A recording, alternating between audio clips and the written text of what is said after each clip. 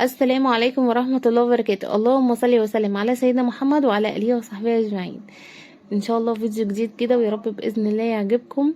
بس ليا طلب صغنطوط قد كده هوت عندكم، معلش تحطوا لي لايك كده عشان الفيديوهات توصل لكل الناس. لاني والله لقيت واحده بعتلي رساله بتقول لي انت امتى يا دوزي هترجعي تاني للقناه. عايزه اقولك والله انا موجوده اهو. انا موجوده. بس للاسف الاشارات ما بتوصلش لكلنا يعني، فقلت اطلب من حضراتكم جميعا كده فضلا وليس امرا بقى تحطوا لي لايك ان شاء الله عشان الفيديو باذن الله يوصل باذن الله. بس كده. طبعا انا بعتذر برضو عن امبارح ان انا ما نزلتش في فيديو خالص والله. امبارح كنت تعبانه شويه كده، حلوين كده، مش عارفه ايه اللي جرالي. مره واحده دوخه وصداع بس الحمد لله يعني عدى على خير، الحمد لله يا رب. فكنت طول النهار كسلانه خالص ومش قادره اصور خالص ومستهلكه كده، مش عارفه ليه. فالنهارده بقى قلت ايه، لا بنتي تشجعي كده بقى، الصالون مليان على اخره هدوم.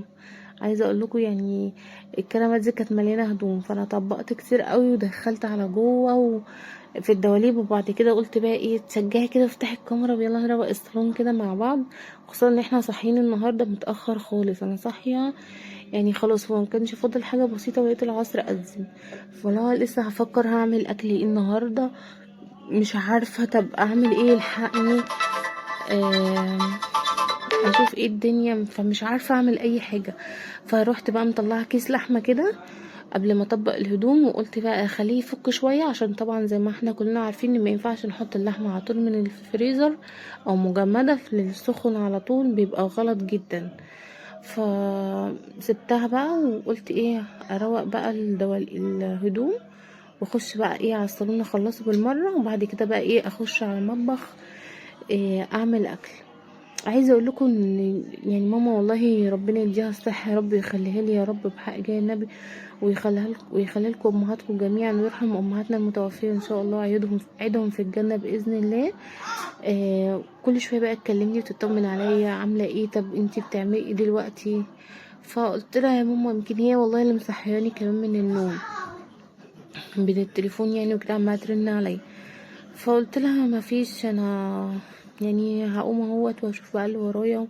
طب انتي قادره تعملي فطار، طب انتي هتعملي ايه، مش عارفه ايه.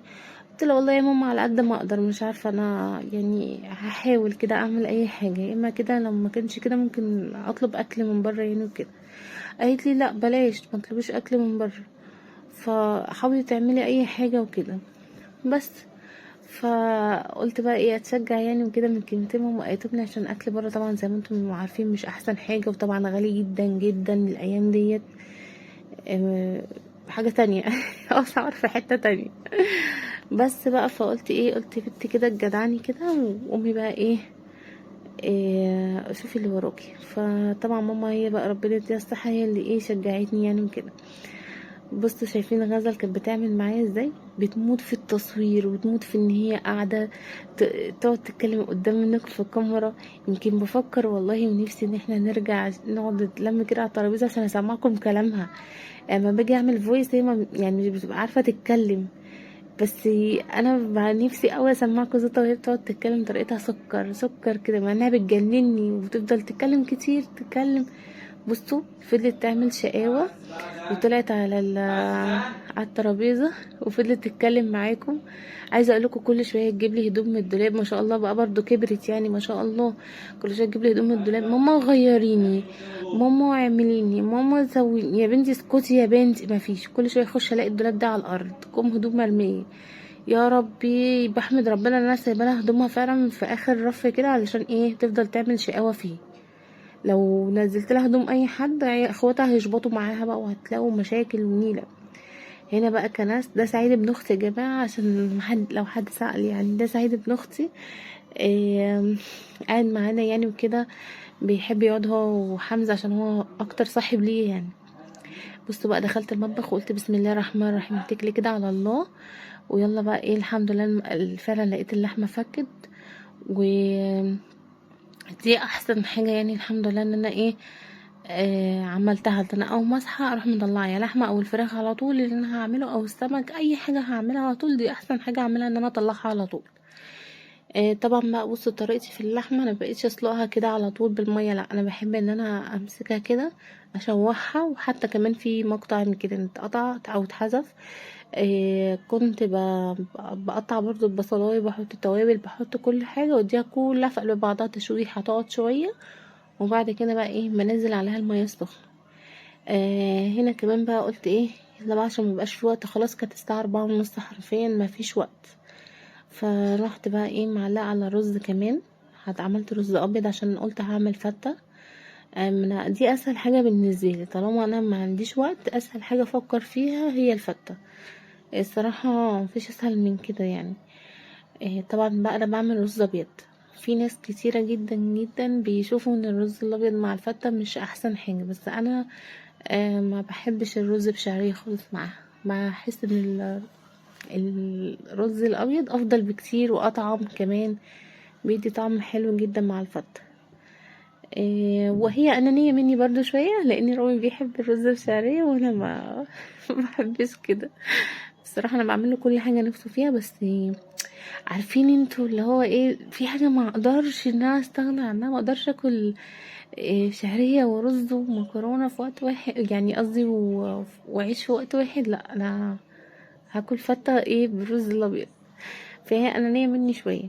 لقيت لكم بقى ماما بتتصل عليا وبتقولي احنا خلاص ما فاضلش وقت بقى، كانت بقت الساعة 5، قالت لي يا دينا انا جايالك. الله يا ماما، طب تعالي يلا، والله العظيم فرحت جدا جدا. ربنا يخلينا امهاتنا يا رب وما يحرمناش ابدا منهم. فمش قادره اقول لكم كانت فرحتي وسعادتي قد ايه، والله العظيم ان هي جت ونورتني كده واسعدتني، ربنا يسعدها يا رب. فبس بقى كده الرز الحمد لله خلاص اهو اتشرب وهديت النار عليه. قلت بقى اعمل ايه التقليه خلاص بقى بتاعه الفته. طبعا زي ما انتوا فاهمين، توم وطماطم وخل وكده يعني، بكل تحابيشها عملتها. قولولي صحيح ايه رأيكم في التصوير كده، وزودت الاضاءة اهو في المطبخ علشان ايه، عشان تبقى حلوة كده يعني الاول كانت عتمة قوي، مطبخ صغير ومعمول ضخم قوي كمان، تفصيله ضخم قوي، فتحسوا ان مفيش اضاءة خالص في المطبخ. بصوا بقى قولولي ايه رأيكم فيه.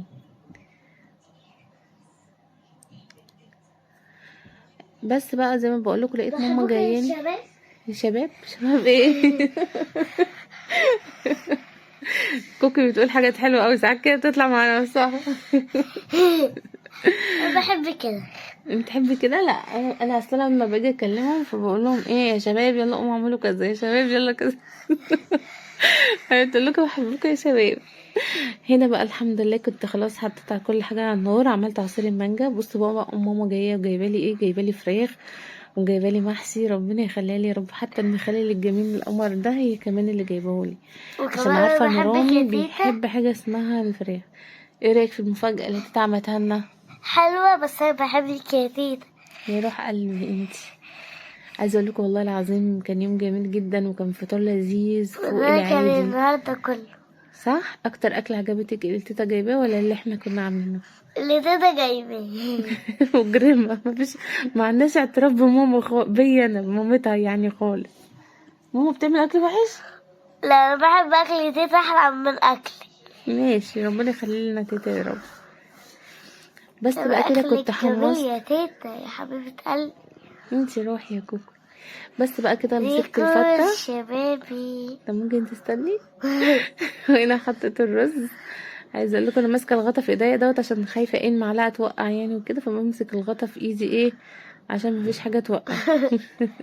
بحبكم بس عايزه اقول لكم الاكل كان تحفه والله بجد، تسلم ايد ماما يا وتسلم. جدعان. دي انتوا بقى كانت كلكم سفرتنا تعملوا النهارده، ويا رب الاكل ان ده شاء الله باذن النهارده. الله تعجبكم.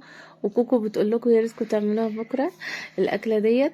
يلا كل سنه وانتم طيبين، والسلام عليكم ورحمه الله وبركاته.